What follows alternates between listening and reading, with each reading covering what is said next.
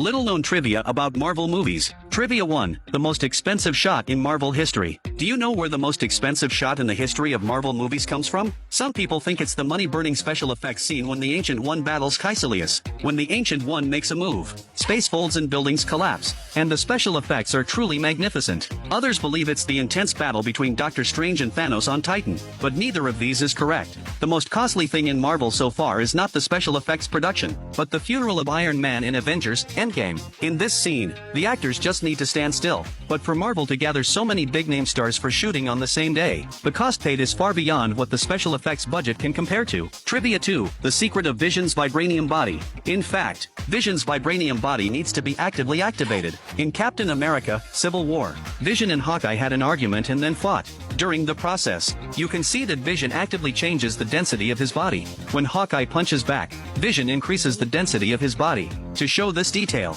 the special effects artist also added a similar metallic effect to Vision's head. It can be seen from this that Vision's vibranium body is actively activated by his will. When he is not fighting, he usually reduces the density of his body to make himself almost in the same state as a human body. Trivia 3. The ways Iron Man awakens Jarvis. Iron Man gives commands to his butler Jarvis, and there are 3 ways to wake him up. The first is to clap his hands. The second is to snap his fingers. The third is to wake him up by voice. In Iron Man 2, when Tony wanted to find out the background of Black Widow, he used clapping to wake up Jarvis and brought up all of Natasha's information. Later, when Tony got home, he clapped his hands again to activate all the technological devices in the house. At this time, Pepper Potts burst into the laboratory, and Tony snapped his fingers to ask Jarvis to turn on the lights in the room. In Iron Man 3, when Tony was in a showdown with the Mandarin, he directly gave an order to Jarvis by voice and blew up the Mark 42, which was claimed to be an anti-Iron Man.